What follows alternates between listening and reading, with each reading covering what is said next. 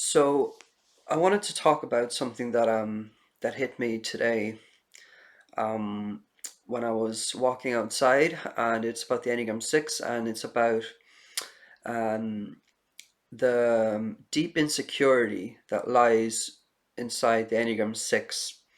And it really properly sort of hit me today. It's something that I've read before, when I'm, reading about the 6, but it finally really made sense to me in a way that felt very personal. Um, so it's about this insecurity that the 6 has, this anxious insecurity that lies deep within, and it comes from. I certainly feel this now. I mean, I think it comes from, and this is what I've read as well. It comes from this feeling that somehow, for some reason, based on something that happened, in very early childhood, let's say, for some reason, the 6 feels that they don't have the resources, the inner resources, to deal with certain situations or to deal with life itself. And it's so important for me now that I understood this in a way that felt very personal, because I see how it plays out in me, and I suspect in a lot of other 6s. I mean, um, if you are a 6, try and look inside and see if this applies to you.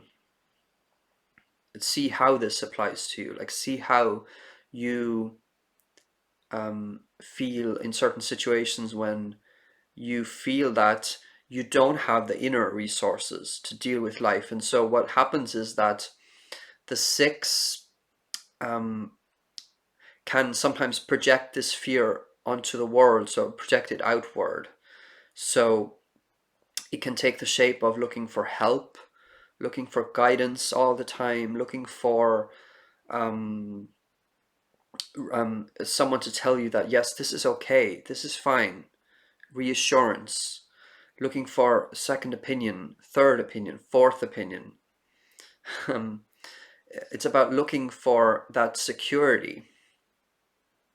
And it just hit me when I don't know how I came about this when I was just walking outside, and how it just came to me that I realized that I avoid certain situations, and I'm scared of certain situations because I feel internally, in a very existential almost level, that I do not have the inner resources to be able to deal with whatever is thrown at me. It's like it's hard as a 6 to be fully spontaneous, because you don't feel that whatever comes at you is okay and you can deal with it head on your own. Maybe the counterphobic 6 is a little bit different, but that's uh, something. I mean, I think all the 6s actually do, or most 6s, they do, go from phobic to counterphobic. It's not just that, like, one person, some people are just counterphobic and that's all they are, and some people are phobic and that's all they are. But I think just in general, maybe the 6s that are more on the phobic side would be more like this, that they um, they feel that they can't take on certain challenges or certain things in life, and so they're like actively looking for that help or guidance. Maybe the counterphobic 6s, or 6s who are in a counterphobic state currently, maybe they do go head on into the yeah, I mean, they do go head on into the fear, or like what is the source of the fear. Like, they're able to deal with situations where they go run towards the situation, and like it's this kind of, like, I think I've had it as well, because like I can sort of pinpoint certain times maybe when I've had it as well. I'm not predominantly counterphobic, but I can see how I've gone into counterphobia as well, where it's like, you will kind of barge into the situation, and like really just all the energy just kind of comes out, and it's like this projection, and this like me against the world, and like I'm gonna fight this situation or something like that. But most of the time I wouldn't be in that state. So I think if you're trying to understand the Enneagram 6, um, it's important to understand that like there is something that kind of went a certain way in very early childhood, let's say. I mean, I don't know exactly how the Enneagram develops. I know I'd say we're probably born with our Enneagram type, but then it kind of develops and certain things happen in the childhood that kind of make it escalate or something. I don't really know. I mean, I don't know about that, but I don't know exactly how it works. But I think with the sixes, something happened way before you even remember. So something happened so long ago that you don't even remember how or what exactly happened.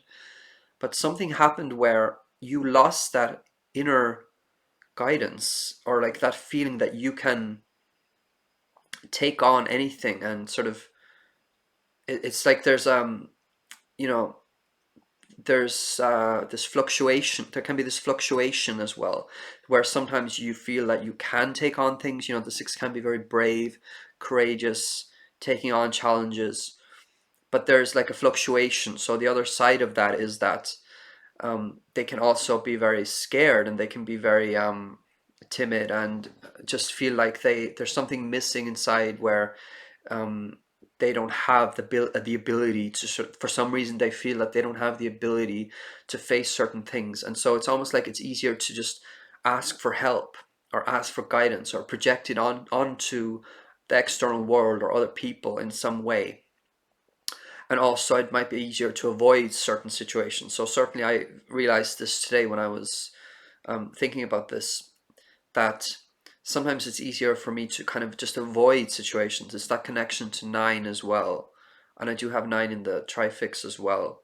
So um, it's this thing of like, it's easier to avoid things because I feel like I don't have the resources, and I don't know how to handle certain situations that are thrown at me, even though I might be perfectly capable of that. But it's that uncertainty.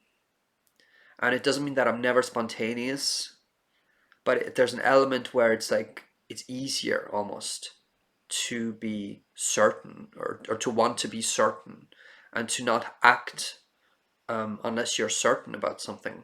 And it's this frantic feeling of like, well, it's this frantic searching for certainty as well. So you might actually look for certainty by asking questions, by asking for help, by asking for guidance, by sort of getting people on your side, or getting people riled up even.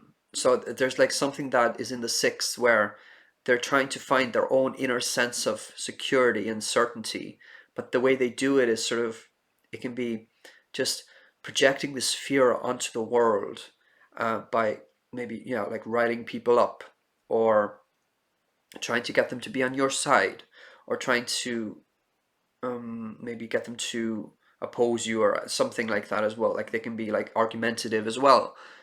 They can be great debaters as well, but they can also just be scared. So they're kind of like trying to get people to be on their side, maybe, and to uh, feel like other people can now tell them and show them what they can do, instead of them having that inside their own head and inside their own spirit of like, well, I can actually do this. Sometimes the six is lacking this. And for me personally, for example, it's also sometimes the case that I feel that I'm yeah I know that I'm capable of this thing, or I know that I'm capable of things in general, but there's always a voice that's like seeing the other side as well. So there might be a side of me that is also seeing, well, maybe I can do this thing, but there's an element of that thing that I can't do, and so I still need a little bit more help, or time, or something. And I'm probably going a little bit off track, but I just wanted to document this because I had this thought that very strongly um, made me realize that this is at the core of a six personality, is this feeling of not having the inner resource, the inner guidance, and the inner voice that allows you to take on things and do things. So you feel that you're somehow like lacking some kind of support or security inside yourself. And so that can take a lot of different expressions. like I talked about. So yeah, I'm gonna leave it at that. I hope this was interesting. If you want more about the Enneagram, or the Enneagram 6 in particular, please do subscribe and share your experiences if you have any. Thank you.